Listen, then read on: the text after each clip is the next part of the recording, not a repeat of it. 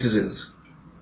I therefore request every citizen to stop issuing inciting statement, as at this time we should just lay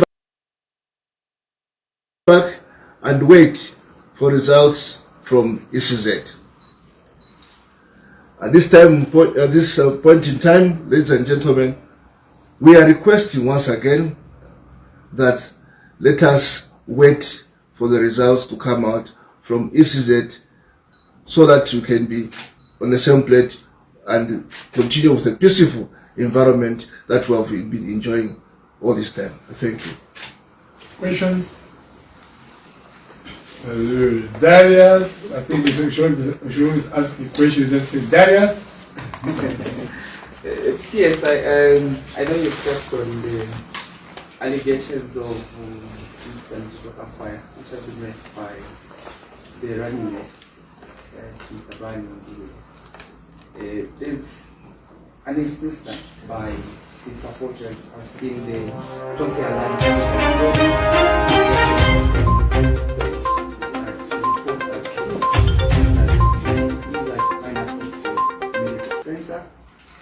and that the family have been denied.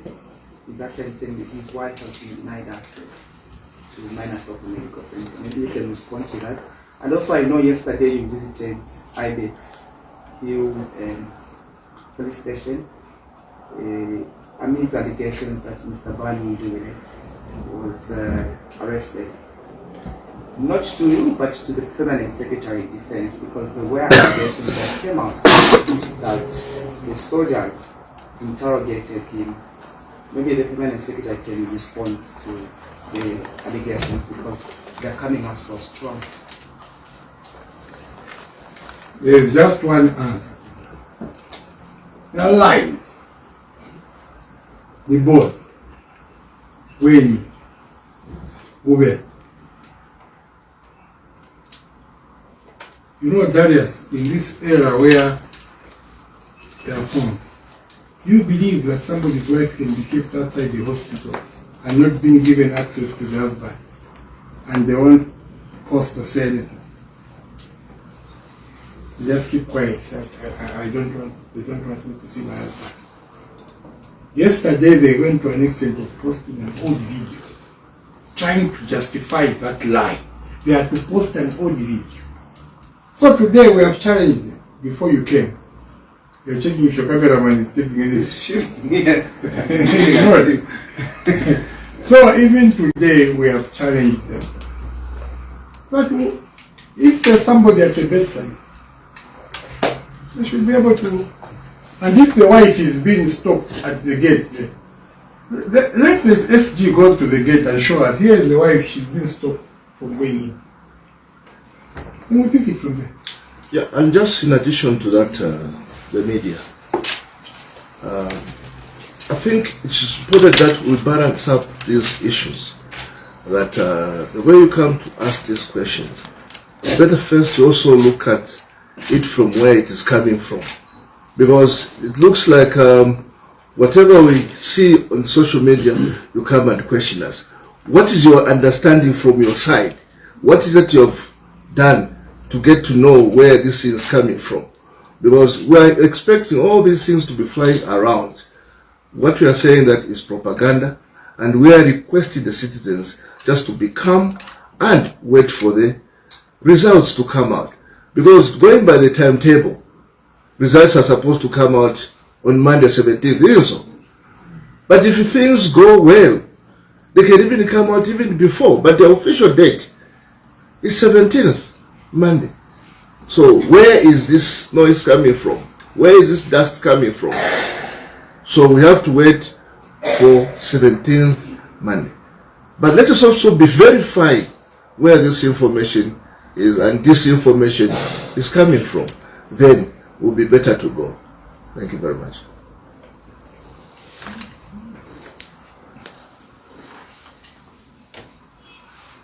Okay, it's a wrap.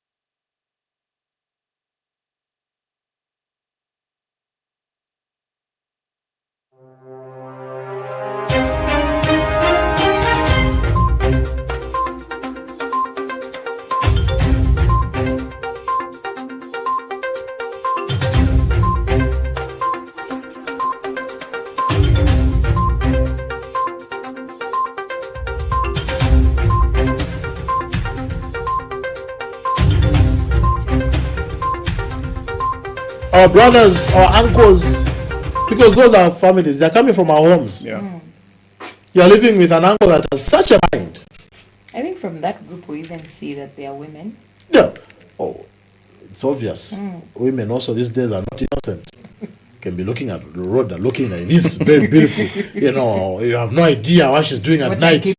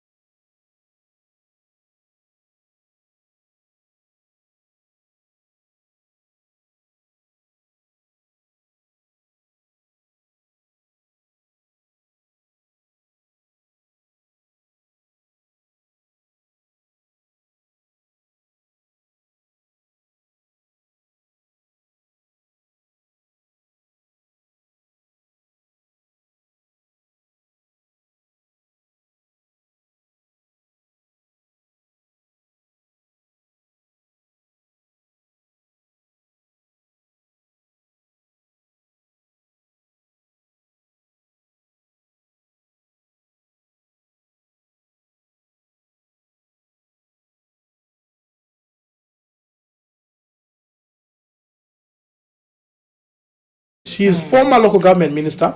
He's bounced back. He was a Chipangali member of parliament. A very seasoned politician, very calm but also very witty. Yeah, most people were actually even shocked to know that he was in the race. Yes, many people are shocked to Because actually. he did not, did he post anything on social media about No. his, nothing? He was on the ground, we guess. Yeah, he was on the ground, I think, focusing on the ground, you know. So, congratulations, that's Vincent Mwale in Chipangali, duly elected member of parliament for Chipangali West.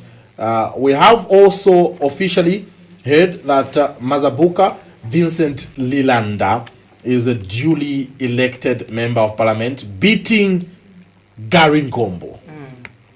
That is also some interesting results from Mazabuka, because I think you do remember that Mazabuka became quite hot. You'll see, I think, his picture quite soon. I think that's Vincent. No, that's Twambo. There's Vincent Lilanda. You'll be able to see that's him there. That's Vincent Lilanda. He's immediate past mayor of Mazabuka, so it's not a new face. Yes. In Mazabuka, and congratulations for beating Mazembe. I want to believe it wasn't very easy. It wasn't. No. Yeah, with where social media was, that clearly, you know, Gary will win, but the people on the ground are the ones that decide. So, Do you think that maybe the fracas that also surrounded this whole process during the campaigns, remember the nomination as well, has also contributed to the voting patterns? I think there are many factors, really. There are many factors. And we did cover this story as Prime TV, when Gary Nkombo was dropped as local government minister, following day, our staff have filed in a report trying to get the mood of the people and how they react. I remember vividly how many of them indicated, John Mark Roda, that he has not done anything in Mazabuka. He didn't do much in Mazabuka. I think that is major concern, because if there's nothing to point to in the 20 years of you being in the National Assembly as a people's representative, they will think twice about putting you back in office as an independent candidate. So I would want to believe that the results were not much. And I think for most of us, like, people that were watching, people that were commenting on social media, we know Gary Nkombo as, a famous person. His name is famous. It's a household name. But also, I think, most importantly, it's the people of Mazabuka that knew him very well. Yeah. It's the people of Mazabuka that knew what exactly he's capable of doing. So that excitement that was on social media, that people sympathizing with him, I think the people in Mazabuka knew exactly who they were voting for, and the development that he could have brought, or things that he did not do. I find it very interesting. Paul, remember that we had spoken in length on this issue. And one of the reasons why he came back is because at one particular point in the morning, the residents of that particular area in Mazabuka went to him and said, "We want you back." So despite the fact that, according to him, the residents are the ones who were pushing him back into the political obviously, fray. when you say residents, it's just maybe a few number of people. Yeah, It's not the entire... Yes, and I think that's why it's important to be able to really gauge the type of support that you have on the ground. And that's why I wanted to even ask Paul to say, what did you make of that particular aspect of him stating that it's the people that want me back? Similar statements that ECO had also mentioned when he was, of course, coming back into the political arena, saying the people want me back, so I must be able to return.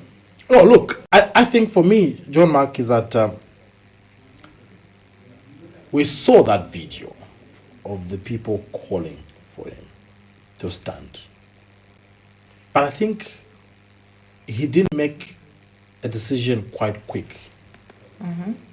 It was a night before nomination, close of nomination, actually, that he decided, if you people want to wash me, I'm in the pit.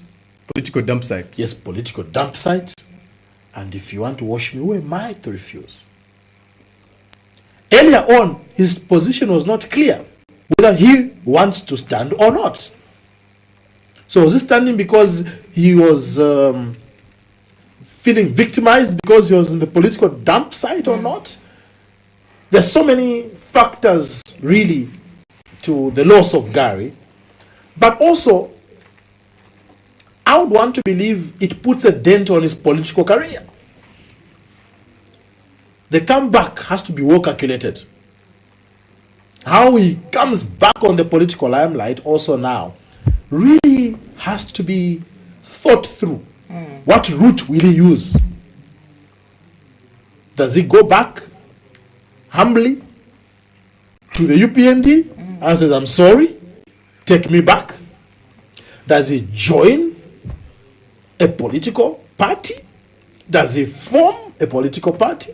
So really, he's now put at a crossroad with his defeat. And if you remember very well, a lot of people were cheering him to say maybe as a member of parliament, it's not his level. He should go for the presidency, forming a political party and standing as president. So maybe sometimes as people, we say things anyhow, you know.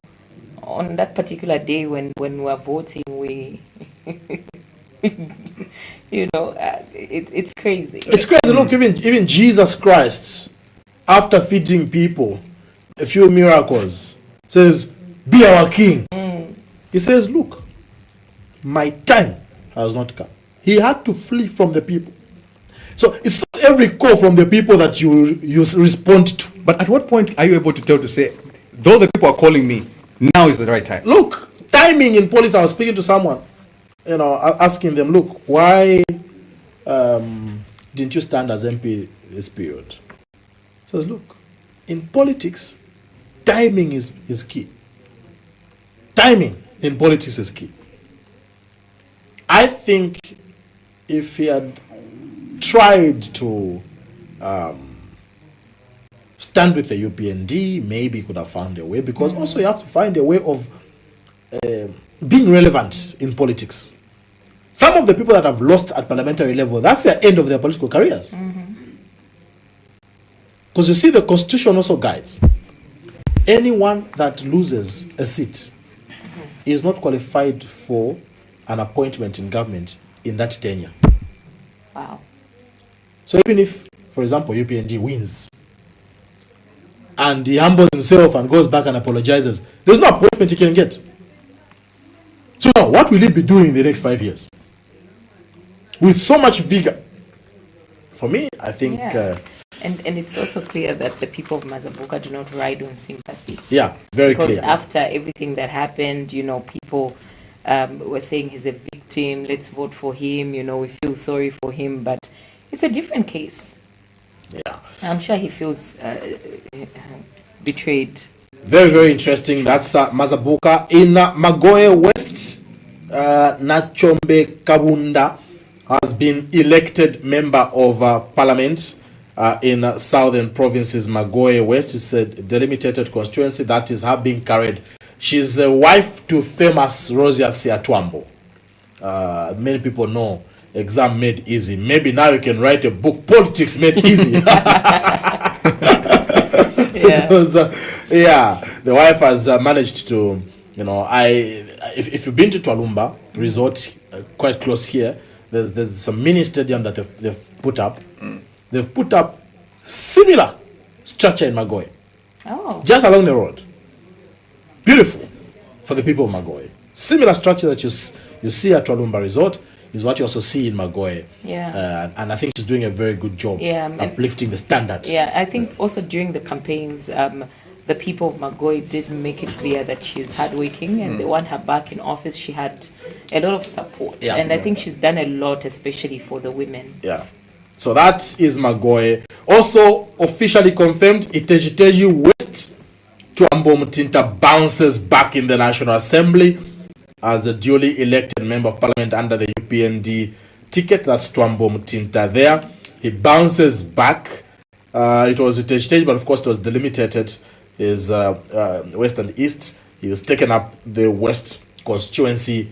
A huge congratulations. If you had to ask me, Twambo Mutinta is a very, very smart. I've interviewed him several times. Very smart, individual, very witty, and congratulations to Twambo, Honorable Twambo Mutinta, for scooping that particular seat. Also, a new entrant in the National Assembly, Rhoda. John Mark Sesheke West. Frederick Misevezi also enters the National Assembly. A young journalist, by the way, Oh. immediate past press analyst at State House. He wrote a book, I think, on daybreak. I've referenced his book several times, where he itemizes 127 days of President Hande Hichilema in prison. A very young man, good colleague.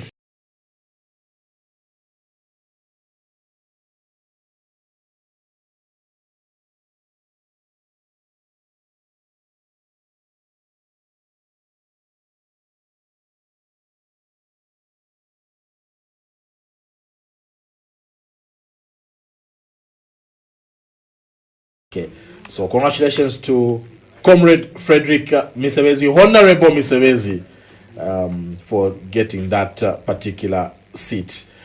We also have an interesting, journalists are also taking up these positions. In Mufungwe of Northwestern Province, Shamba Muzungu, many journalists know him. He was a source. He was our source. Yes. At Lusaka Water and Storage Company. He applied to start